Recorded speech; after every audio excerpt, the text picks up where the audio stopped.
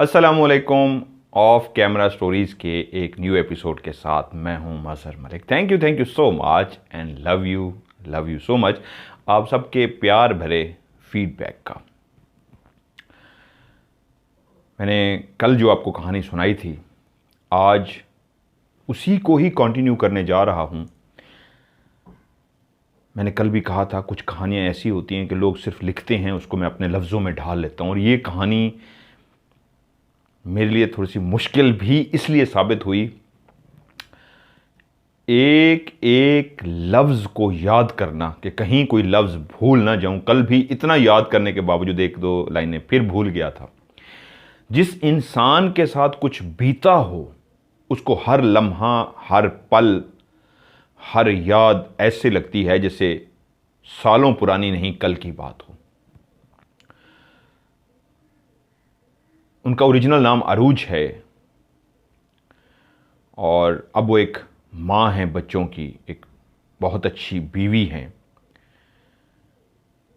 उनकी मैंने पूरी आज कहानी सुनी है, तो वो कहानी इतना ज़्यादा वाक़यात से भरी हुई है। उसकी रीज़न, बहुत सारी कहानियाँ सुनाते हुए मुझे पता होता है कि कुछ लोगों के साथ क्या फीलिंग थी, किस वजह से हुआ, क्या हुआ।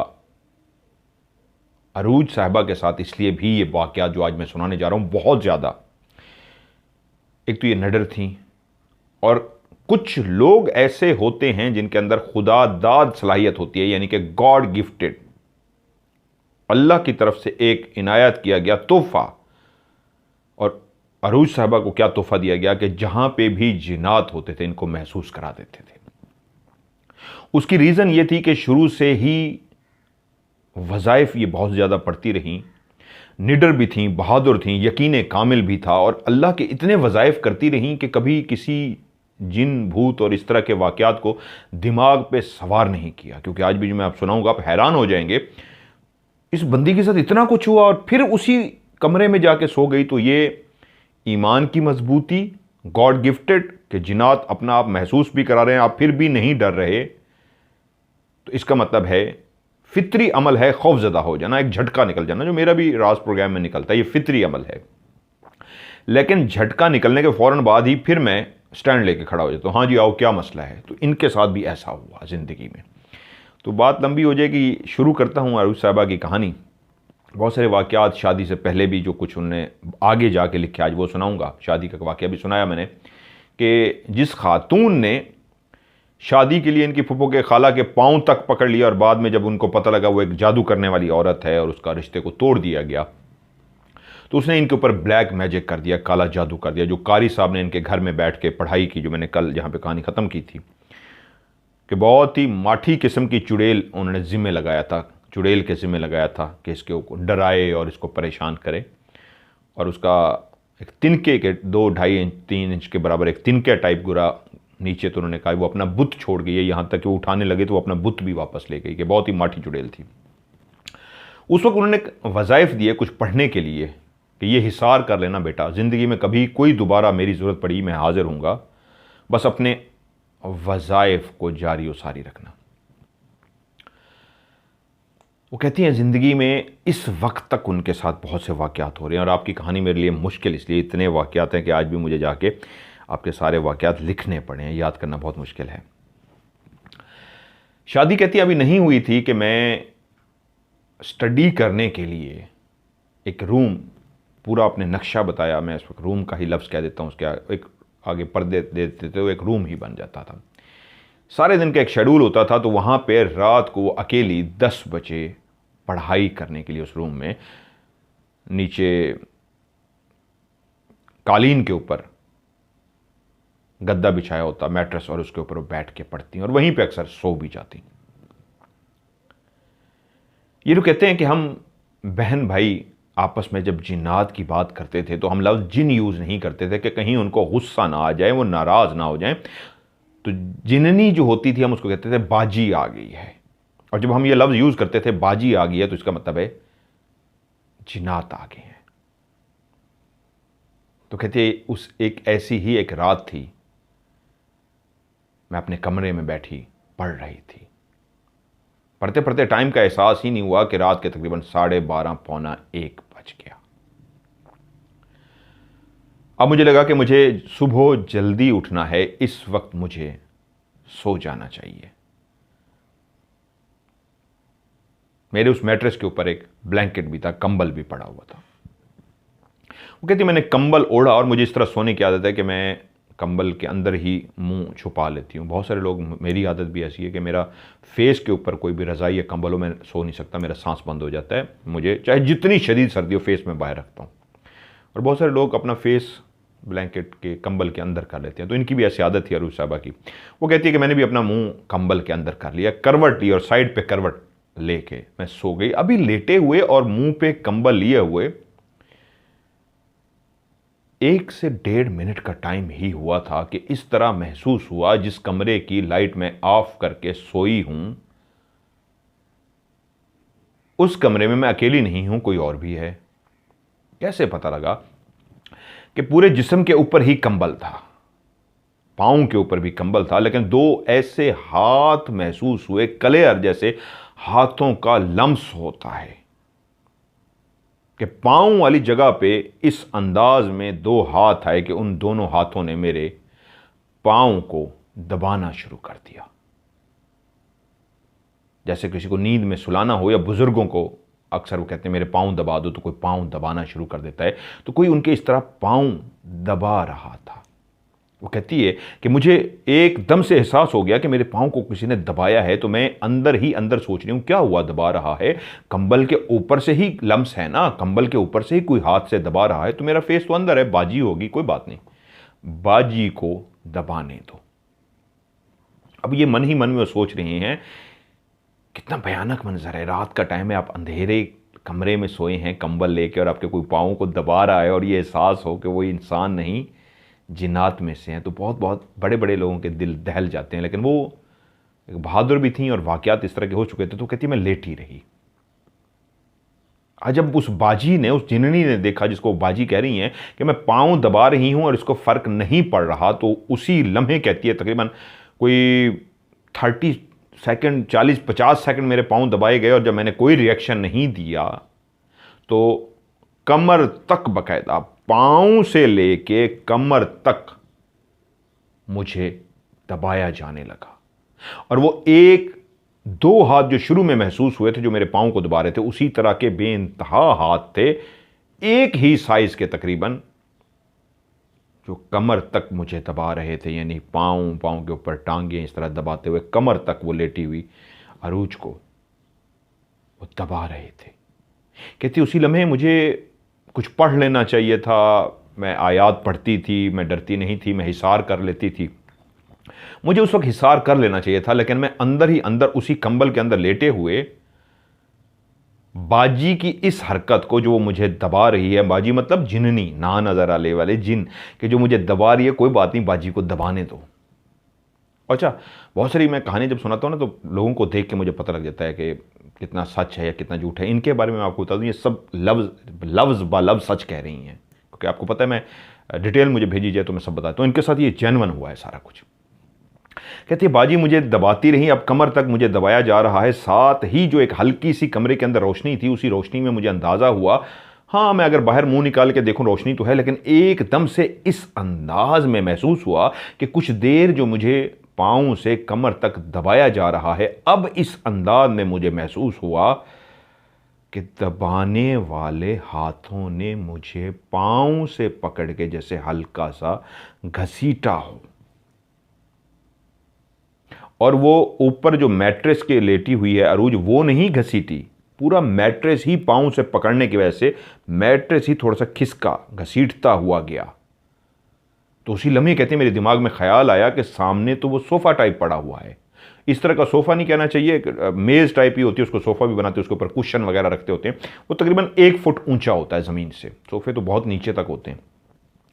तो कहती मेरे जहन में आया कि जिस सिमत मुझे खींचा जा रहा है, अगर ये इसी तरह मुझे खींचती रही और पाँव से खींच के कहीं सोफ़े के नीचे ले गई बाजी, मुझे जो 1-1.5 फुट जगह है उसके नीचे, तो वहाँ तो मैं चीख भी नहीं सकूंगी, अपने आप को छुड़वा भी नहीं सकूंगी, मेरा दम घुट जाएगा, ये तो मुझे मार डालेगी। कहती है इस एहसास के आते ही कि ये मुझे खींच के उस सोफ़े की तरफ लेके जा रही है। जब तक वो कहती है मुझे दबा रही थी, तब तक मुझे कोई डर खौफ कुछ भी नहीं था, लेकिन जैसे ही मुझे ये एहसास हुआ कि वो मुझे खींच के उस तरफ लेके जा रही है जहां सोफा है, तो कहती है एकदम से मेरे मुंह से चीख निकल गई। बहुत शिद्दत के साथ नहीं थी, लेकिन अच्छी खासी चीख निकल गई।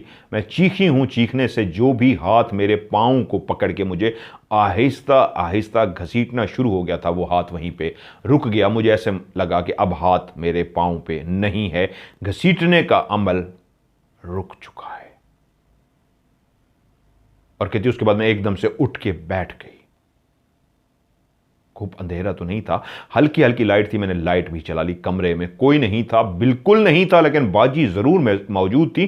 बाजी ने अभी मुझे खींचा था और वो जो मेरा मैट्रेस था थोड़ा सा घसीटा भी गया था, जो नजर भी आ रहा था कि यहां से यहां तक घसीटा गया। और अगला मिशन था उस 1.5 फुट ऊंची उस टेबल या उसके नीचे लेके जाना, जहां पे वो पता नहीं क्या करना चाह रही थी। लेकिन कहती है वहीं पे उठ के फिर मैंने अपना एक हिसार खरीदा। वो जो मेरी चीख निकल गई थी अनजाने में, एक जो फितरी अमल है डर जाना, हिसार खरीदा और मैंने अपना हिसार लगाया, दायरा खड़ा किया और उसके बाद कहा अब मुझे डरने की कोई ज़रूरत नहीं। एकदम से मेरे अंदर कॉन्फिडेंस लेवल वापस आया और फिर मैंने रजाई ली, सो गई। कोई भी इंसान जिसके साथ इस तरह का अमल किया होगा उस कमरे में कतअन नहीं सो सकता। लेकिन शुरू में मैंने जो तमहीद बादी इनके बारे में बताया, अरूज के बारे में, इनके साथ जो इसलिए मामलात रहे कि इनके अंदर खौफ कम था, वज़ाइफ बहुत ज़्यादा पड़ती थी, निडर भी थी, इसलिए ऐसा बहुत सारे लोगों के साथ होता है। मेरे खुद अपने साथ ऐसा होता रहा है, मैं डरा नहीं हूं बचपन में, तो ये उनके साथ होता रहा है। और कहती हैं कि उस रात भी सो गई। और बाज़ का ये भी होता है ना कि मैं 1:30 बजे का टाइम, 1 बजे का टाइम, मैं उठ के कहीं जाऊंगी, घर वाले पूछेंगे क्या हुआ, क्यों हुआ, बहुत कुछ, तो चलो खौफ से ही बंदा सो जाता है। वो कहती नहीं, मैं आराम से सोई, यहां तक कि अगली रात भी उसी कमरे में जाके पढ़ाई की और सेम उसी टाइम पे मैं सो गई। मुझे कोई खौफ नहीं था, हिसार दायरा कड़ा कर लिया, फिर कोई भी खौफ नहीं रहा। वो कहती हैं उन्हीं दिनों की बात है कि कॉलेज के अंदर स्पोर्ट्स में भी वो हिस्सा लेती थी, बढ़ चढ़ के बढ़ती थी, बहुत एक्टिव थी माशाल्लाह, पढ़ाई में भी। वहीं पे कॉलेज की एक नई बिल्डिंग थी जो बन रही थी, काफ़ी बन चुकी थी और बाकी अभी बनना बाकी थी। वो वीरान सी पड़ी रहती थी, उस सिमत कोई भी नहीं जाता था। कहती मैं ऐसे वॉक करते हुए अक्सर उसी बिल्डिंग की तरफ भी चली जाती थी। और कॉलेज के एक दिन उसी बिल्डिंग की तरफ मैं वॉक करते हुए गई तो अभी भी वो बिल्डिंग बिल्कुल सुनसान पड़ी थी। दिन की रोशनी में, सूरज की रोशनी में चमकती हुई बिजली, चमकती हुई वो बिल्डिंग जिसके शीशों में सूरज का अक्स पड़ रहा था, तो वो भी चमक रहे थे। लगता ऐसे था कोई भी यहां पे नहीं है और जाता भी नहीं था। तो वहीं पे ही मैं उसको अपने ख्यालों में गुम चलती चलती उस बिल्डिंग तक गई और उसके बाद वापस मुड़ गई वापस जाने के लिए। अभी मुड़ते हुए मैं थोड़ी ही दूर गई थी कि बाकायदा किसी ने बिल्कुल मेरे पीछे, अब बिल्डिंग काफी पीछे रह गई है, वो जो नई बिल्डिंग है, वीरान सी बिल्डिंग, बिल्कुल मेरी कमर के पीछे किसी ने कहा अरोज। और ये इस तरह विस्पर में मेरा नाम पुकारा गया कि मेरे कानों ने कहा कुछ सुना है। क्या सुना है? लगता है मेरा नाम है। मैं चौंकी, मुड़ के देखा, कोई भी नहीं है। होगा वहम, होगा हवा होगी, बहुत सारी इस तरह की बातें, क्योंकि दिमाग उलझा हुआ था, ख्यालों में था, उलझा हुआ तो नहीं, कहीं और गुम था, लेकिन अब ख्यालों से वापस आ गई थी उस आवाज से। तो कुछ कदम और ही चली थी तो इस दफा जो क्लेयर कहा गया वो था अरोज। क्लेयर उसके नाम से उसको पुकारा गया, अरूज कह के किसने पुकारा था। और उसी लम्हे जैसे ही कानों ने ये लफ्ज सुने तो मुड़ के देखा, पीछे कोई भी नहीं था। यकीनन कोई था, जो आंखें नहीं देख पा रही थी, वो पीछे था, तभी वो पुकार रहा था अरोज। और कहती है मैंने क्लियर सुन लिया था, दूसरी दफा भी मेरे नाम को पुकारा गया है। और फिर भी मैं डरी नहीं, भागी नहीं, चलती हुई आराम से आ गई। जहां पे बहुत सारे वाकयात घर में हो रहे थे, कभी साए का महसूस होना, कभी कुछ महसूस होना, वहीं पे शादी हो गई। कारी साहब ने कहा था जहाँ ज़िंदगी में मेरी ज़रूरत पड़ेगी बेटा मैं हाज़िर हूँगा और मैं राब्ते में हूँगा। उन्होंने जो वज़ाइफ बताए थे, वो वज़ाइफ जो आपने कहानी में मुझे भी बताए हैं, जो उन्होंने पढ़ने के लिए बताया और 3 दफ़ा के यहाँ पे ये पढ़ना है, ये बिल्कुल 100% उन्होंने ठीक बताए हैं, क्योंकि मैं भी ये लोगों को पढ़ने के लिए बताता हूँ। क्योंकि आपके वज़ाइफ से ही मुझे अंदाज़ा हो गया वो कारी साहब वाकई अल्लाह की नेक बुज़ुर्ग हस्ती थे, जो अब उनका इंतकाल हो चुका है, अल्लाह के पास जा चुके हैं। तो वो उनके वो जो वज़ाइफ आपको दिए गए हैं वो जैनवन वज़ाइफ हैं। तो ये मैंने लिखे इतने वाक़यात है कि आगे पीछे ना कर जाऊँ, भूल ना जाऊँ, तो इसलिए मैं नीचे भी। तो कहती हैं कि शादी हो गई, एक अच्छे शौहर, प्यार करने वाले, केयर करने वाले, रिस्पेक्ट करने वाले शौहर मिले, ज़िंदगी बहुत अच्छी गुजर रही थी कि वहीं पे अल्लाह ने एक बेटी से नवाजा। मैं एक अच्छी माँ की तरह कोशिश कर रही थी, अच्छी माँ बन के एक बेटी की जिस तरह परवरिश करते हैं उस तरह भरपूर अंदाज में उसकी मैं परवरिश करूँ। अभी वो छोटी थी। ये एक रात का टाइम था कि मेरी बेटी बिल्कुल, बेटी का नाम मुझे इस वक्त याद नहीं है, लफ्ज़ बेटी यूज़ कर लेते हैं क्योंकि आगे भी आपकी बेटियों के काफ़ी जिक्र आना है। तो कहती है दरमियान में बिल्कुल मेरी बेटी सोई हुई थी, एक साइड पे मैं सोई थी, दरमियान में बेटी, और अगली साइड पे मेरे हस्बैंड सो रहे थे। मेरी आंख लग गई क्योंकि बेटी की ही फिक्र होती है, जब वो सो रही होती हो तो मां भी सो जाती है। कहती मैं सो गई। मैंने ख्वाब देखा, वही बिस्तर है, वही कमरा है, उसी तरह ही हम 3 लोग बेड पे हैं, मैं अपनी जगह पे मौजूद हूं, मेरी बेटी भी उसी बेड के दरमियान में लेटी हुई है, लेकिन शौहर वाली जगह पे मेरा शौहर नहीं है। एक बिल्कुल सफ़ेद कलर की बुढ़िया लेटी हुई है, उसने सफ़ेद कलर के ही कपड़े पहने हुए हैं, एक्स्ट्रा सफ़ेद वाइट कलर का, जैसे उसमें से रोशनियां निकल रही हों।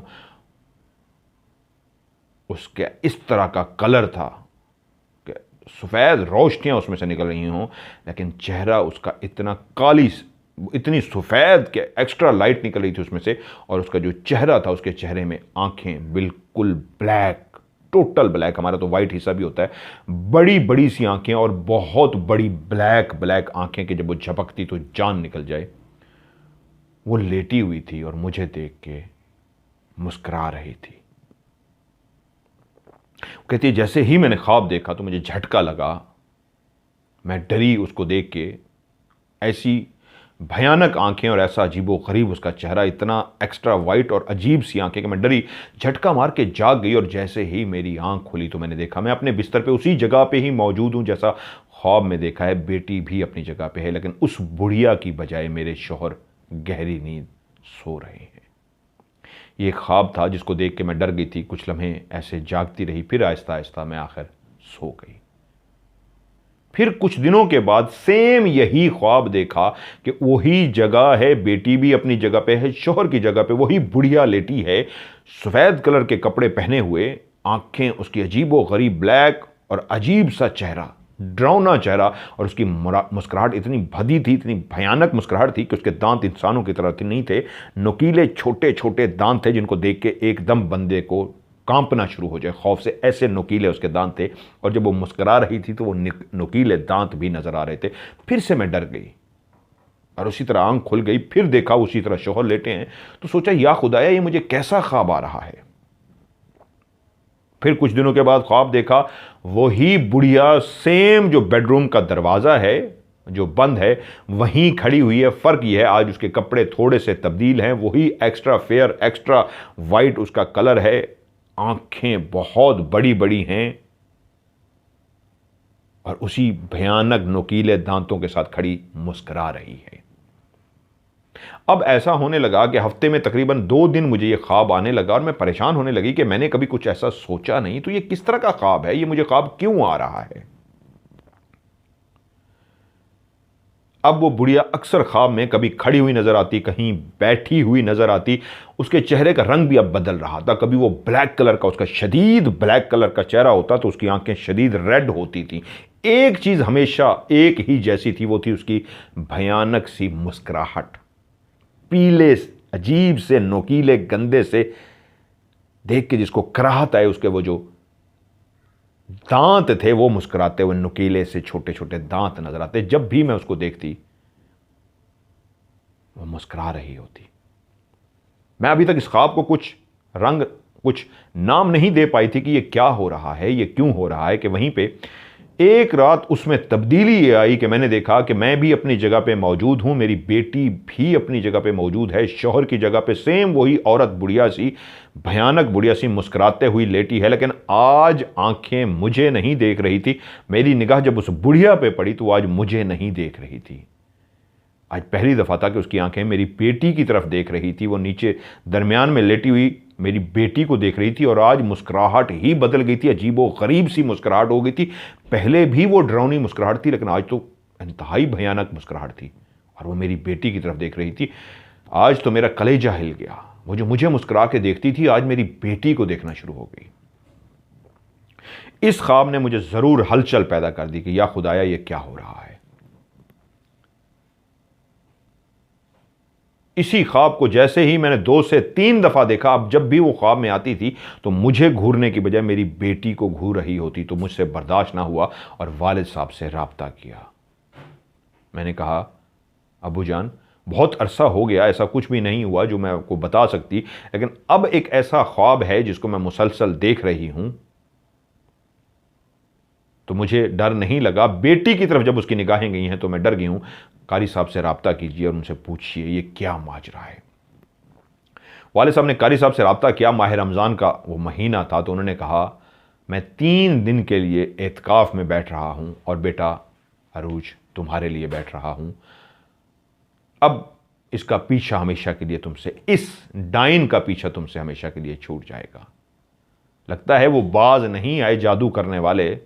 अभी भी उनके दिल में कोई तकलीफ है जिसकी वजह से पहले तो वो भाग गई थी, एक हल्की फुल्की उन्होंने डाइन को भेजा था जो अपने बुत को लेके भी भाग गई थी। अब फिर उन्होंने डराने के लिए एक डाइन भेज दिया, बेफिक्र हो जाओ, अब इसका पक्का बंदोबस्त करूंगा। तो वो 3 दिन एतकाफ में बैठे रहे और 3 दिन के बाद उन्होंने मुझे कहा, बेटा अब तुम्हें कोई ख्वाब नहीं नजर आएगा, मैंने उसका पक्का बंदोबस्त कर लिया है, बस ये वाला हिसार हमेशा करती रहना। उन्होंने मुझे हिसार भी दे दिया और ऐसा ही हुआ। दोबारा वो मुझे ख्वाब में कभी भी नजर नहीं आई। लेकिन जिंदगी के वाकयात अभी थमे नहीं थे, क्योंकि बेटी की तरफ जब उस डाइन ने देखा था तो वो चौंक गई थी, डर गई थी। उसके साथ तो कई वाकयात हो रहे थे और उसको नॉर्मल लेती थी। उन वाकयात से वो डरती नहीं थी, ना ही उन वाकयात को अपने दिमाग पे सवार करती थी। वो कहते हैं, फिर हम एक 3 महीने के लिए एक और जॉब, जो शौहर की जॉब थी, पोस्टिंग मुख्तलिफ, वो बतानी ज़रूरी नहीं है, एक सरकारी बहुत अहम जॉब पे फाइज थे, तो उसके लिए मुख्तलिफ शहरों में इनकी पोस्टिंग वगैरह होती रहती थी। तो एक तकरीबन मियाँ माली के करीब एक घर, वहाँ पे उनकी घर मिला और वहाँ पे जाके इनकी पोस्टिंग हुई। और तकरीबन वो कहते हैं कि वो 3 महीने उस घर में रहे। वो कहती हैं उस घर के अंदर जहाँ पे 2 बेडरूम इकट्ठे जुड़े हुए थे, तो वहाँ पे एक बेडरूम ऐसा था जिसकी खिड़की बहुत ही बड़ी थी, इतनी बड़ी खिड़की जो बहुत कम होती है घरों में। और वो जब खिड़की खुलती थी तो उसकी अगली साइड पे बच्चों का स्कूल था, जहाँ से शोर की आवाज़ें भी आती थी, बच्चों के पढ़ने की, घंटी की, एक स्कूल का जो माहौल होता है वो आवाज़ें आती रहती थी। सूरज की रोशनी भी उस खिड़की के ज़रिए उस कमरे के अंदर आती थी। तो मैं उस कमरे में पता नहीं क्यों जाते हुए मेरा दिल अजीब सा हो जाता था। मैंने अभी तक उस कमरे में कुछ महसूस नहीं किया था, देखा किसी को नहीं था, लेकिन मेरा दिल हमेशा उस कमरे में जाते हुए अजीब सा होता था। इसी तरह एक रात को मैं, मेरे शौहर, बच्चे उस कमरे के अंदर हम बैठे हुए थे, बेटी और हस्बैंड और वो। जिस जगह पे हम सोफे पे बैठे थे बिल्कुल सामने मेरा इस्त्री स्टैंड रखा हुआ था कपड़े इस्त्री करने के लिए। ये एक रात का टाइम था और हम आपस में गपशप कर रहे थे। ऐसे गपशप करते हुए मुझे ऐसा लगा कि इस्त्री हिली है, जैसे कोई चीज़ हिलती है और आपकी तवज्जो उस तरफ जाती है। तो हिलना ऐसा था बिल्कुल मामूली सा। बेटी और शौहर की तो उस तरफ तवज्जो नहीं गई, मेरे दिमाग को आवाज़ जैसे ही कानों में इस्त्री गई तो मैंने मुड़ के उस तरफ देखा। एक काला स्याह सा बंदा, बिल्कुल इंसान के जितना उसका कद था, नीचे उसने ब्लैक ट्राउजर पहना हुआ था, जैसे काला हबशी होता है, बिल्कुल एक ऐसे काला स्याह हबशी ट्राउजर पहना हुआ था। और उसका ऊपर वाला जो हिस्सा था, जो ऊपर वाला उसका धड़ था, वहां पे कोई शर्ट या कुछ भी नहीं पहना हुआ था। उसका जिस्म इतना काला स्याह था कि लगता था वजूद बिल्कुल इंसान की तरह का है, लेकिन ऐसा लगता था जैसे काला स्याह साया है या बहुत गहरा धुआं। लेकिन चेहरा उसका बहुत भयानक था, काला स्याह उसका चेहरा था, और वो स्त्री स्टैंड के बिल्कुल पीछे खड़ा होकर झुका हुआ था। पहले मैंने उसको सीधा देखा, वो सीधा हुआ है तो उसके सीधे होने से ही वो स्त्री स्टैंड पे रखी स्त्री हिली है, और मेरी तवज्जो उस तरफ जैसे ही गई है तो मैंने उसको सीधा खड़े हुए देखा, और साथ ही वो स्त्री स्टैंड पे झुक गया है। उसका ट्राउज़र पहने हुए जो नीचे वाला हिस्सा था वो वहीं पे मौजूद था, आगे वाला धड़ उसने इस तरह कोहनियों के साथ इस तरह रख के ऐसे टेढ़ा होकर खड़ा हो गया जैसे हमारी बातें सुन रहा हो। उसका चेहरा ऐसे था कि काला स्याह चेहरा, उस पर आंख नाक कान सब कुछ था, लेकिन क्लियर नहीं था, बिल्कुल क्लियर, क्योंकि जिस तरह काला धुआं सा हो और काले धुएं के अंदर ही काली तस्वीर बना के ही उसमें आप काली आंखें, काले होंठ, काले नाक, काला जुबान बना दे तो नज़र नहीं आएगा, महसूस ज़रूर हो जाएगा। तो इतना काला स्याह चेहरा था कि मुझे क्लियर महसूस हो रहा था कि चेहरे के अंदर वो सब कुछ है जो इंसान के अंदर लगा है, आंखें, नाक, होंठ, दांत। हाँ, जब वो आंखें झपकता था तब एहसास होता था आंखें भी हैं, ब्लैक हैं, बंद हैं, झपकने से बंद करता है तो फिर नज़र नहीं आता, जब वो खोलता है तो white white, total white white सी, गोल गोल सी, ऐसे भी नहीं इंसान की तरह, गोल गोल सी आंखें हैं, छोटी छोटी। जब वो झपकता है तो महसूस होता है कोई वहां पे खड़ा है। और कहती है मैंने उसको जैसे ही देख लिया, मैंने उसकी आंखों में आंखें डाली और उसने मुझे भी देखा, और उसने आंखें एक दो दफा झपकाई तो मुझे लगा शौहर भी हैं, बेटी भी हैं, डर ना जाए, तो मैं उसको घूरना शुरू हो गई। मुझे हल्का सा डर जरूर महसूस हुआ, लेकिन गुस्सा भी आया कि ये खड़ा यहां पे क्या कर रहा है। तो मैंने शौहर की तरफ यूं देखा, उनको मुतवज्जो करने के लिए कि उनको ध्यान दिलवा सकूं कि ये देखो ये क्या है। एक फितरी अमल है, आपका झटका निकल जाता है, आप डर से जाते हो। एक जिन जो इंसान नुमा रूप धार के ब्लैक शैडो बन के आपके सामने खड़ा और इस तरह सीधा होके फिर झुका हुआ है। आप कुछ सेकंड तो उसको देख लेंगे, फिर आपकी कुव्वत बर्दाश्त कहेगी कि क्या है, तो वो भी शौहर की तरफ लपकी, उनको मुतवज्जो कर सके कि देखें ये क्या खड़ा है। शौहर ने उसकी तरफ देखा, मुंह से वो कुछ नहीं बोली, और शौहर ने जैसे ही बीवी की तरफ देखा तो बीवी ने फौरन पलट के उसी सिमत देखा जैसे शौहर को इशारा करी हो कि वो देखो सामने क्या है।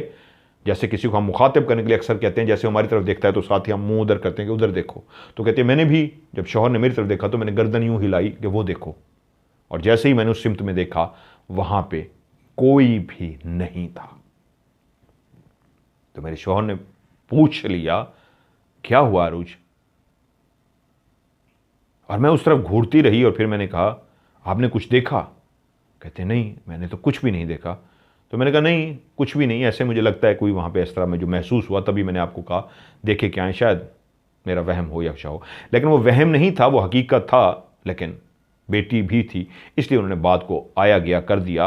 लेकिन कहती है अगली सुबह ही मैं उस कमरे में पहुंची, उसी कमरे में जहां पे रात के उस पहर हम बैठे थे, वो बैठने का एक कमरा था, और मैंने उसको खड़े हुए देखा था। तो आज जब मैं कमरे में दाखिल हुई हूं तो ऐसा लगता है एक हवा का झोंका सा आया, पूरे कमरे में ऐसा फैला कि मेरे बाल भी लहरा गए हल्के से, और जैसे मुझे मैसेज दिया गया हो हाँ हम इस कमरे में मौजूद हैं। लेकिन मैं डरी नहीं, और मैं कमरे में बिल्कुल दरमियान में आके खड़ी हो गई, और मैंने पूरे कमरे को एक निगाह घूर के देखा, पूरे कमरे में गोल गोल घूम के देखा, और उसी तरफ जहाँ पे वो मुझे खड़ा नजर आया था मैं मुखातिब हुई और कहा मुझे पता है अभी भी आप लोग यहाँ पे मौजूद हैं, और एक नहीं बहुत ज़्यादा हैं, लेकिन आज मैं आपसे कुछ कहने आई हूँ, सिर्फ इतना कहने के लिए कि ये घर इंसानों का घर है, यहाँ पे इंसान रहते हैं, और ये घर इंसानों ने अपने रहने के लिए बनाया है। तुम अल्लाह की मखलूक हो, तुम जिन्नात हो, तुम नजर नहीं आते। रात मैंने तुम्हें खड़े हुए देख लिया था, तुम एक रूप धारे इंसान से मिलता जुलता रूप धारे सामने खड़े थे, तुम एक जिन थे, और यहां पे एक नहीं कई हैं।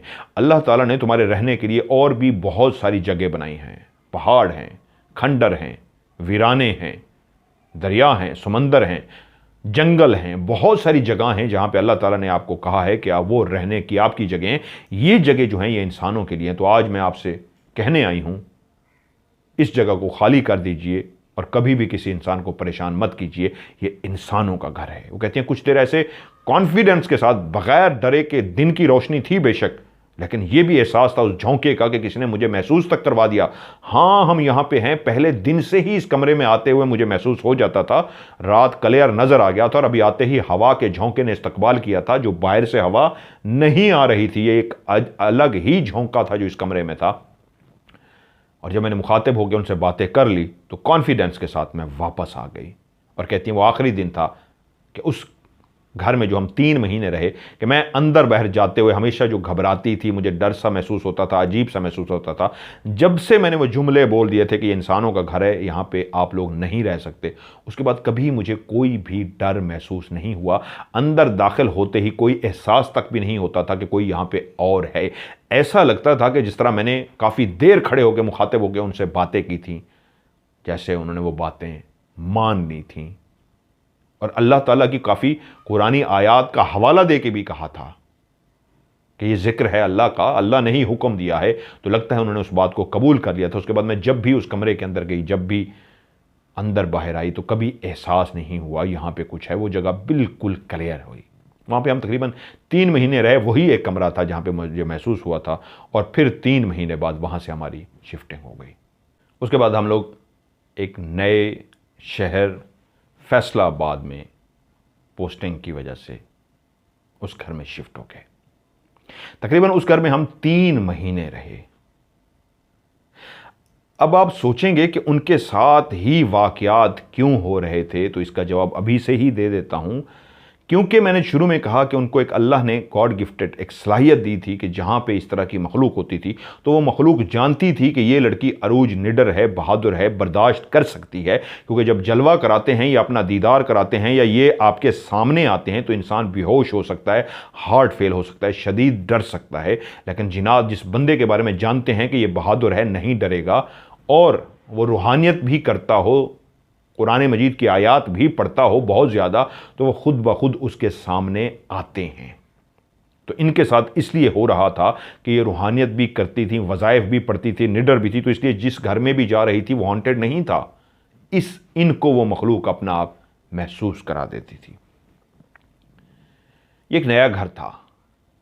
हम इस घर में शिफ्ट हो गए। सामान, एक चीज जो महसूस हो रही थी, जो मैं अभी तक हो रही है, कहानी अभी तो चलेगी, आगे भी सुनेंगे, एंड तक अभी तक है। जब वो शिफ्टिंग करती थी तो इसमें 2 तरह के बर्तन होते हैं। एक होते हैं जो आप कभी खास मेहमानों के लिए निकालते हैं और रखे रहते हैं, और एक होते हैं आपके आम इस्तेमाल के होते हैं।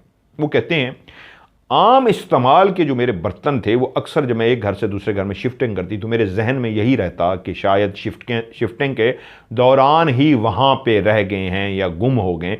एक चीज़ ज़रूर हो रही थी कि मेरे कुछ बर्तन जो थे, कुछ चीज़ें जो थीं, हर घर में शिफ्टिंग के दौरान गायब हो जाती, और मैं उसको यही नहीं नाम देती कि शिफ्टिंग हुई है, शिफ्टिंग में चीज़ें गायब होती ही हैं। खैर, एक बेटी मेरी तकरीबन ये 2.5 साल की थी, बातें करती थी, समझ भी जाती थी और क्लियर बोलती भी थी। मैच लगा हुआ था, हम एक कमरे में बैठे हुए थे। ये कमरा एक ऐसा कमरा था जिसमें सामने टीवी चल रहा था। मेरी बेटी बिल्कुल मेरे सामने ऐसे लेटी हुई थी, बैठी हुई थी, और राइट साइड पे शौहर टीवी पे जो मैच चल रहा था, मैच देख रहे थे, और मैं भी उनके साथ बैठी हुई थी। टीवी देखते देखते एकदम मैंने महसूस किया मेरी बेटी जो बिल्कुल मेरे सामने है, वो सामने किसी चीज को घूरे जा रही है। कमरे में बिल्कुल सामने थोड़े ही फासले पे ड्रेसिंग टेबल थी, सिंगार मेज। तो मेरी 2.5 साल की छोटी सी बेटी उस सिंगार मेज को देखती रही, और उसके बाद देखते देखते मुस्कुराना शुरू हो गई। शौहर की तवज्जो टीवी की तरफ थी, और मैंने एक लम्हे को बेटी को देखा तो मुझे लगा कि किसी चीज़ को देख रही है, आम सी बात होगी, लेकिन साथ ही देखा मुस्कुराई है, तो मैं भी अलर्ट हो गई, ये मुस्कुराई क्यों है। तो फिर मैंने देखा बेटी जैसे किसी से बातें करते हुए सर हिलाता है, और कोई आपसे कोई बात पूछता है और आप सर हिलाते हैं, तो इसी अंदाज में मैंने बेटी को देखा, उसने हल्का सा सर भी हिलाया।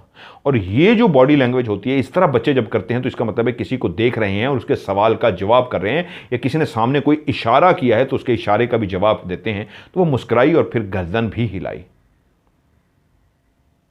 और जब मुझे ये लगा कि वो बिल्कुल सामने की तरफ मुतवज्जो है और मैंने उसी सिमत देखा किस सिमत ये देख रही है, तो उसकी तवज्जो सिंगार मेज़ की तरफ थी और अभी तक वहीं पे ही लगी हुई थी, ऐसे जैसे मुंह से बोल नहीं रही लेकिन लफ्ज़ों की नहीं, इशारों की ज़ुबान में उनसे बात कर रही हो। तो मैंने बेटी का नाम लेके उसको पुकारा।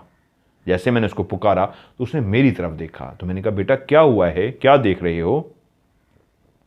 तो वो बोली, मामा वो देखें, वो सामने दो आंटियां बैठी हुई हैं। और जैसे ही उसने ये जुमला कहा मेरी बेटी ने, मामा वो देखें, वो सामने दो आंटियां बैठी हुई हैं, तो एकदम से मैं चौंक तो पहले ही गई थी, एकदम से मेरे जिस्म में भी एक लहर सी दौड़ी, अपने लिए नहीं बेटी की वजह से परेशान हो गए कि मेरी बेटी को भी नजर आ रहा है। मैंने कहा, कहाँ पे बेटा? तो उसने उंगली से इशारा किया सिंगार मेज की तरफ कि वो देखें मामा, वो दो आंटियां वहां पे बैठी हुई हैं, वो मेरे साथ बात कर रही हैं। तो तभी मैं समझ गई कि वहां पे जिस जगह मुझे कोई नजर नहीं आ रहा, दो कोई आंटियां हैं। क्योंकि वो छोटी थी, मासूम थी, लेकिन आंटी उनको ही कहती थी जो बड़ी उम्र की कोई औरत, तो छोटी उम्र की वो बाजी आप ही कहती थी। जब उसने आंटी का लफ्ज़ कहा, दो आंटियां हैं, तो मैं समझ गई कि उसको कोई दो आंटियां नज़र आ रही हो। तो फौरी तौर पे कहती है, मैंने उसको उठाया और सीने से लगा दिया। मैंने कहा, नहीं नहीं बेटा, कुछ भी नहीं है। और मैंने पढ़ के उसके ऊपर दम कर दिया कि ये डर ना जाए। अब मैं बेटी पे निगाह रखना शुरू हो गई कि इसका मतलब है इस घर के अंदर भी मेरी बेटी ने अगर देख लिया है तो मुझे बेटी पे फोकस करना चाहिए। मुझे तो जो कुछ भी महसूस हो रहा था और मैं जो देख रही थी उसको इग्नोर कर देती थी, लेकिन यह बर्दाश्त नहीं हुआ कि मेरी बेटी को कुछ दिखाई दे। फिर इसी तरह रात के टाइम हम बैठे हुए थे, मेरी बेटी बिल्कुल मेरे सामने थी, उसका मुंह मेरी तरफ था, लेकिन आंखें मेरी तरफ नहीं थी, आंखें ऊपर की तरफ थी। और मैं ये हैरान हो रही, उसके साथ मैं खेल रही थी, उसके साथ बात कर रही थी, और मैंने देखा बेटी जो मेरी तरफ देख रही थी, हंस रही थी, बात कर रही थी, अब उसकी आंखों का एंगल जो है वो किसी और सिमत में है, मेरे सर से भी ऊपर, और वो मुसलसल देखी जा रही है। बिल्कुल उसका चेहरा सीरियस है और इस अंदाज में देख रही है जैसे किसी को घूर रही हो। अब एक रात का सन्नाटा है, आप एक कमरे में बैठे हैं, लाइट तो है लेकिन खामोशी है हर तरफ, आपकी बेटी आपके सामने और किसी को इस तरह घूर रही है कि हल्की सी डर भी रही है और उसको मुसलसल घूर भी रही है। चेहरा आपकी तरफ है, आंखें किसी और की तरफ। तो मैंने भी मुड़ के उस तरफ देखा जिस सिमत वो देख रही थी, तो वो पीछे मेरे सर की तरफ देख रही थी। तो उस सिमत में एक खिड़की थी, खिड़की के ऊपर पर्दे की जो रीलिंग होती है हटाने के लिए राड सा पड़ा होता है और अब रीलिंग होती है, वो सिर्फ एक खिड़की थी, पर्दे थे और ऊपर उसकी रीलिंग थी और ऐसा कुछ भी नहीं था। तो मैंने जब देखा ऊपर कुछ भी नहीं है तो मैंने बेटी की तरफ देखा और उसको कहा, बेटा, उसको मुखातिब किया, क्या देख रहे हो? तो अभी तक भी ऊपर की तरफ देख रही थी, उसने कोई जवाब नहीं दिया। तो मुझे फिर उसको मुतवज्जो करना पड़ा, बेटा, और वो इस दफा चौंकी। मैंने कहा, क्या देख रहे हो? तो उसने उधर ऊपर की तरफ देखा और कहा, मामा वो देखें, वो सामने दो आंटियां बैठी हुई हैं, मुझे डर लग रहा है। सॉरी, वो आंटियां बैठी हुई हैं, डर लग रहा है करने का, कि वो दो सामने आंटियां बैठी हुई हैं। और मैंने कहा, किधर? तो उसने उंगली का जो इशारा किया, तो वो जहाँ पे पर्दे थे, रीलिंग थी पर्दों की, जहाँ पे पर्दे हटाने के लिए आपकी कहीं राड होते हैं, रीलिंग लगी होती है, उस सिमत उसने इशारा किया कि वहाँ पे बैठी हुई है। तो तभी मैं डर गई कि चलो, उस वक्त कुछ दिन पहले जो इसने देखा था वो सामने ड्रेसिंग टेबल पे, वहाँ पे तो चलो एक इंसान नुमा कोई औरत बैठ गई, उसने आंटी को देख लिया। अब वहाँ पे इतनी सी जगह है जो बिल्कुल छत के साथ है, बैठने की जगह ही नहीं है। इसका मतलब है इस वक्त वो जो चीज़ भी है इंसान का रूप धारे हुए, इसको जो नज़र आ रही है इंसान नुमा है, लेकिन कदो कामत उसकी इतनी छोटी है कि उस रीलिंग पे वो बैठ पाई है। क्योंकि मैंने तो नहीं देखा था, सिंगार मेज पे तो हो सकता है वो बड़े कदो कामत में बैठी हो, तो मेरी बेटी ने उनको आंटियां कह दिया था। अब उधर भी वो बैठी हुई थी तो वो डर रही थी कि वो आंटियां बैठी हुई हैं। तभी मैं अलर्ट हो गई कि नहीं, दूसरी दफा मेरी बेटी को आंटियां नजर आ रही हैं। उसके चेहरे से इस वक्त खौफ का अंसर था। पहले जब मैंने देखा था तो वो मुस्कुरा रही थी, गर्दन हिला रही थी, उनके साथ इन्वॉल्व हो रही थी। इस वक्त वो डर रही थी। यकीनन आज जो रूप उन्होंने धारा था, उनका जो चेहरा था, वो इतना खौफनाक था, या पता नहीं क्या वो इस वक्त इशारा कर रही थी कि वो सहम सी गई थी। और मैंने तवज्जो उसकी वहाँ से हटाई और फ़ौरन उसको सीने से लगाया और पढ़ के उसके ऊपर दम करना शुरू कर दिया। अब मुझे इतना अंदाज़ा हो गया था कि इस घर के अंदर भी इसका मतलब है मामलात शुरू हो चुके हैं। सिर्फ मेरे साथ नहीं, मेरी बेटी को भी महसूस हो रहे हैं। उसी घर का वाकया है। शौहर ऑफिस गए हुए थे, मैं अपनी बेटी के साथ घर में थी। उन्होंने बहुत सारी घर की लोकेशन भी मुझे समझाई है। 2-3 वाकयात हों तो 2-3 अगर वाकयात होते हैं तो फिर मैं लोकेशन भी समझ के सारी एक्सप्लेन करता हूँ। ये तो वाकयात ही वाकयात हैं, इसलिए मुझे लोकेशन समझ नहीं आ सकी। बहरहाल एक बड़ा सा जो बेडरूम था, उसकी दूसरी तरफ जो एक रूम था, उसके साथ एक दीवार थी। इस घर की जो उस साइड वाली दीवार थी वो छोटी दीवार थी। तो वो जो बेडरूम सा था वहाँ पे एक कबर्ड बनी हुई थी, 2 पार्ट वाली, यानी जो 2 दरवाज़ों वाली कबर्ड होती है आपकी, लेफ्ट राइट 2 आप इकट्ठे ऐसे खोलते हैं। तो कहती है मैं कमरे में बैठी हुई थी, ये दिन का ही टाइम था, शौहर को गए हुए अभी कोई 2-3 घंटे ही हुए थे कि मुझे आवाज़ आई जैसे किसी ने नॉक किया है, या अलमारी के वो जो पट हैं, वो दरवाजे हैं, बंद हुए हैं, तो बंद होने की जैसे आवाज़ आती है। वो इतनी क्लियर आवाज़ थी, मेरे कानों तक पहुंची कि मेरे दिल में एकदम से ख्याल आया, उस साइड वाली जो दीवार है वो काफ़ी छोटी है, कहीं ऐसा तो नहीं है कोई दीवार कूद के अंदर आ गया हो और उसी कमरे में आ गया हो, क्योंकि उसकी खिड़की इस वक्त खुली हुई थी। तो मैं एकदम से अपनी जगह से उठी कि नहीं, मुझे जाके देखना चाहिए, उस सिम से कोई भी आ सकता है। जिस तरह की आवाज़ थी, काम करके तो नौकरानी चली गई है, घर में मैं हूं और मेरी बेटी है, तो फिर ये आवाज़ किस तरह की आई है। तो कहती है मैं चलती हुई उस कमरे में जैसे ही दाखिल हुई तो मेरे जहन में पहला जो ख्याल आया वो ये था कि ये जो सामने अलमारी है, लगता है इसी से आवाज़ आई है। तो एकदम मेरे दिल की धड़कन तेज़ हो गई। अगर इसी अलमारी से आवाज़ आई है तो फिर यकीनन सी बात है, जो कोई भी दीवार से कूद के अंदर आया है तो वह खिड़की खुली हुई थी, वो खिड़की से अंदर कमरे में दाखिल हुआ है और इसका मतलब है इस अलमारी के अंदर चला गया है, कबर्ड के अंदर चला गया है। अब मैं डरूं कि घर में मैं अकेली हूं, बेटी है, क्या मैं इसको खोल के देखूं, अगर इसके अंदर कोई छुपा हुआ तो फिर मैं क्या करूंगी। तो फिर मैंने कहा मैं दरवाज़ा खोल के रखूं कि अगर कोई हुआ भी तो मैं भागती हुई बाहर जाऊंगी और मदद के लिए पुकारूंगी। लेकिन देखना भी ज़रूरी था, और अब ये खौफ ये था कि कोई इंसान है जो इस कबर्ड के अंदर घुसा हुआ है, छुपा हुआ है। अब मेरे दिल की धड़कन तेज़, एक अकेली औरत जिसके घर में उसकी सिर्फ बेटी है, शौहर भी नहीं है, घर में कोई भी नहीं है, बेशक दिन का टाइम हो, आपको ये एहसास हो जाए कोई छोटी दीवार कूद के आपके कमरे में आ गया है और आपकी अलमारी में घुसा हुआ है, तो आप सोच भी नहीं सकते उसके करीब जाते हुए आप किस तरह लरज़ रहे होते हैं। वो कहती है मैं भी जिन्नात का खौफ वो अलग खौफ था, लेकिन ये एक इंसान का खौफ था जो मुझ पे बहुत ज़्यादा हावी था, जिन्नात से भी ज़्यादा, कि मैं चलती हुई आहिस्ता आहिस्ता उस कबर्ड के पास गई। मैंने अपने दोनों हाथ ऐसे कांपते हुए उस कबर्ड के करीब किए कि मैं खोलूं तो मेरे हाथ कांप रहे थे, कहीं ऐसा ना हो कि मैं इस कबर्ड को खोलूं और जो भी शख्स हो, अगर उसके हाथ में असला हुआ तो मैं क्या करूंगी, उसके हाथ में कोई हथियार हुआ तो मैं क्या करूंगी, और अगर वो निहत्था भी हुआ, हथियार के बगैर भी हुआ, तब भी तो मेरे ऊपर हमला कर सकता है। या ये हो सकता है वो बचाव के लिए कूदे और मुझे धक्का देता हुआ बाहर चली जाए। तो मेरे हाथ रुक गए ये सोचते हुए कि क्या करूं, शौहर को कॉल करूं या एक दफ़ा खोल के देख लूं। फिर दिमाग कहे वो तुम पे छलांग लगा देगा, उसके हाथ में असला होगा। फिर भी मैंने अपने अल्लाह को एक दफ़ा याद किया, मैंने कहा या अल्लाह मेरी हिफाजत बना, मेरी हिफाजत फरमा मेरे मालिक। और मैंने कहा मैं खोलूंगी और खोलते ही मैं दौड़ लगा दूंगी, हल्का सा भी अलमारी खुलेगी और मुझे शक भी पड़ा, पूरी नहीं खोलूंगी, कोई है तो मैं दौड़ लगा दूंगी।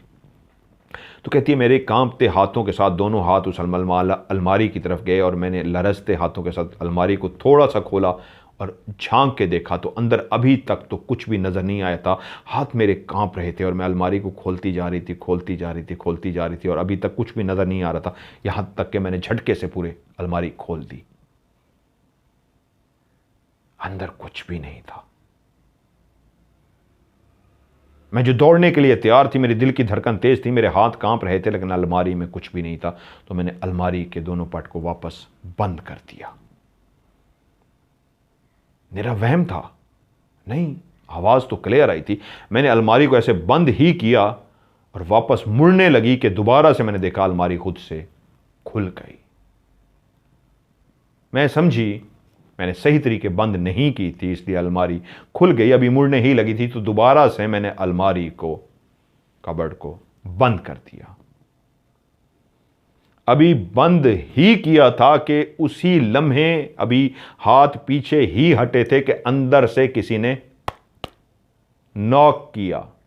उसको फिर से नॉक किया, जो क्लियर इशारा था कि अब देख भी चुकी, हमने खोला भी और तुमने उसको भी नहीं समझा कि हमने ही खोला है, तो ये लो फिर नॉक कर देते हैं। मतलब वो कोई इंसान नहीं था, वो ना नजर आने वाली मखलूक ही थी जो उसके अंदर छुपी हुई थी और उन्होंने नॉक किया था। कहती मैं 2 कदम पीछे हटी तो अब फिर से जोर से नॉक हुआ। उसको खोल नहीं रहे थे, नॉक जरूर हो रहा था कि मैं फौरी तौर पे फोन उठाया और शौहर को कॉल की। कहते हाँ क्या हुआ है? मैंने कहा आवाज सुने, कोई आवाज आ रही है? कहते हाँ बड़ी ऊंची आवाज आ रही है, कोई नॉक कर रहा है दरवाजा, क्या हुआ है? तो मैंने कहा दरवाजा कोई नॉक नहीं कर रहा, ये वो वाली बेडरूम के अंदर अलमारी है जो बजाई जा रही है। तो शौहर ने कहा तुमने खोल के देखा, कोई छुपा हुआ तो नहीं है? क्या मसला है? कहती मैंने खोल के देख लिया, अंदर कोई भी नहीं है, ये वही हैं जो तंग करते होते हैं, अलमारी को खटका रहे हैं अंदर से। आपने फोन पे भी आवाज सुन ली, इतनी ऊंचा ऊंचा खटका रहे हैं। उन्होंने कहा हाँ मुझे क्लियर आवाज आ रही है। तो मैंने कहा फिर आप घर आ जाइए। शौहर ने कहा ओके मैं आ रहा हूं। वो डरने वाली बंदी नहीं थी, जिनात कोई इस तरह पहली दफा नहीं कर रहे थे, लेकिन मां थी ना, बच्ची थी घर में, कि मैं इधर खड़ी हूं, बच्ची को कोई इस तरह मसला ना हो जाए, क्योंकि बच्ची 2 दफा आंटियों को भी देख चुकी है। तो शौहर घर आ गए और फिर फैसला हुआ, मैंने अपनी काम करने वाली मेड से कहा तुम एक काम किया करो, पहले पहले मेरे घर आ जाया करो, क्योंकि जब वो काम करने के लिए आ जाती थी तो मेरे शौहर तब ऑफिस जाते थे। अब हमने ये रूटीन बना ली थी, शौहर घर में रुके रहते, जैसे ही वो मेरी काम करने वाली मेड आ जाती तो उसके बाद वो फिर चले जाते, और जब तक घर के अंदर मेड रहती थी कोई भी मसला नहीं होता था। वो चली जाती थी फिर भी मैं एहतियात करती, बच्ची को अपने पास रहती थी और मैं बहुत ज़्यादा अलर्ट रहती थी। अभी कहानी ख़त्म नहीं हुई, अभी भी बहुत सारे वाक़यात हैं जो आगे जारी हैं। जब तस्बीह लिए हुए उस औरत से मुलाकात और उसके बच्चों से मुलाकात हुई, और बहुत ज़्यादा इनकी ज़िंदगी के भी वाक़यात हैं जो भरे हुए हैं, जो मैं इंशाल्लाह आपको आगे फौरी तौर पे इसी का अगले पार्ट में सुनाता हूँ। क्योंकि होता ये है कि एक एक वाक़ये को उस तरह याद करना, मज़ा मुझे तब आता है कहानी का जब शॉर्ट से वाक़यात होते हैं, तो फिर मैं उनको ज़्यादा खूबसूरत अंदाज में कोशिश करता हूँ लफ्ज़ों में ढालूँ। जब बहुत ज़्यादा वाक़यात होते हैं, क्योंकि उनकी ज़िंदगी पे बीती है ये सारे वाक़यात, उनके साथ गुजरे हैं, तो फिर मेरा फोकस ये होता है कि मैं वाक़यात कोई भूल ना जाऊँ। उन्होंने तो इतनी डिटेल से ये वाक़यात सुनाए हुए हैं, शायद मैं उतनी डिटेल से नहीं सुना पा रहा, उनको तो एक एक लम्हा याद है। तो इसलिए मैं इसको फिर पार्ट वाइज इसलिए बना लेता हूँ कि हक अदा कर सकूँ। मकसद लंबा करना नहीं होता कि कहानी को मैं लंबा करूँ, वो ये होगा कि इनके वाक़यात को अगर मैं अभी भी सुना दूंगा तो मज़ा नहीं आपको आ सकेगा। क्योंकि कहानी का जो मकसद है कि आप कहानी के अंदर खो जाएं, आपकी आंखों के आगे आपको लगे कि ये सब कुछ हो रहा है और आप भी उस कहानी का हिस्सा हैं। तो इसलिए फिर मैं उनको पार्ट वाइज कर लेता हूँ। जो शॉर्ट कहानी होती है उसको मैं बेशक घंटा से ऊपर भी हो जाए तो मैं एक ही उसमें कर लेता हूँ, लेकिन इनके वाक़यात ऐसे हैं जो बड़े टची हैं, जो आगे भी इनके साथ हुए हैं। तो इंशाल्लाह मैं इसका पार्ट 3 कल जो है आपको सुनाऊंगा। 4 कहानियाँ मैं अभी आपको सुना रहा हूँ, हो सकता है मैं कहानियों की तादाद लोग लिख रहे हैं मुझे कि 5 कर दें, तो इंशाल्लाह हो सकता है मैं कहानियाँ 5 कर दूँ, हफ्ते में मैं आपको 5 कहानियाँ सुनाऊँ। तो आप लोग भी अपनी कहानियाँ भेजिए मुझे, और मदद के लिए भी मैंने लोगों से कहा है, लोग लिख रहे हैं। आप अगर मदद करना चाहते हैं, भेजना चाहते हैं, तो इस वक्त वो सैलाब ज़दगान भी हैं और माह रमज़ान में गरीब फैमिलीज़ भी हैं जिनको राशन डलवा के दें, तो आप जो बाहर मुल्क में हैं वो मेरे व्हाट्सअप नंबर पे 0092 या +92 जमा जो होता है जमा 923136655500। मैं रिपीट करता हूँ 00923136655500। इस पर आप सिर्फ लिखिए CASH कैश, या उर्दू में कैश लिख दीजिए, मैं समझ जाऊँगा। मैं आपको अपना बैंक अकाउंट भेज दूँगा, उसमें आप बैंक में ट्रांसफ़र कर दें, तो आपकी जो अमानत है वो कैश की सूरत में। कुछ लोगों को हम कैश भी दे रहे हैं और कुछ लोगों को राशन बना के उनके घरों में हम माह रमज़ान का राशन दे रहे हैं। आप सदका खैरात करना चाहते हैं या वैसे मदद करना चाहते हैं, माली मदद या सदका खैरात, दोनों सूरतों में आप कैश लिखिए, मैं इंशाल्लाह आपको अकाउंट नंबर भेजता हूँ, उसमें सेंड कर दीजिए। और जो पाकिस्तान के लिए ऑफ़र है वो ये है कि पाकिस्तान में मेरा जैज़ कैश बना हुआ है, इसी नंबर पर 031366555500। इस पर आप डायरेक्ट जाके मुझे आप इजी पैसा से या जैज़ कैश से, इसी नंबर पे जैज़ कैश बना हुआ है, आप मुझे जैज़ कैश भी सेंड कर सकते हैं और इजी पैसा भी सेंड कर सकते हैं। तो आपकी अमानत जो है गरीबों तक इंशाल्लाह पहुंच जाएगी। कहानी भी इसी नंबर पे सेंड करनी है लेकिन उसके लिए शर्त एक है, वॉइस मैसेज करें या कहानी लिख के भेजें, दोनों सूरतों में आखिरी लफ्ज सिर्फ एक सिंगल वर्ड होना चाहिए, स्टोरी, STORY, इंग्लिश में या उर्दू में लिख के भेजें, या उसकी जगह पे 3 लफ्ज लिख दें, OCS, ओसियत मतलब ओ, ऑफ से ऑफ, ओ, कैमरा से C, स्टोरी से S, OCS लिख के भेज दें, तो मैं समझ जाऊंगा इंशाल्लाह आपकी कहानी प्रोग्राम में शामिल होगी। अगर आप स्टोरी या OCS लिखना भूल जाएंगे, फिर आपकी कहानी प्रोग्राम में शामिल नहीं होगी। आज की इस ऑफ कैमरा स्टोरी से मदर मलिक को दीजिए इजाज़त। अपना ढेर सारा ख्याल रखिएगा। खुदा हाफिज़।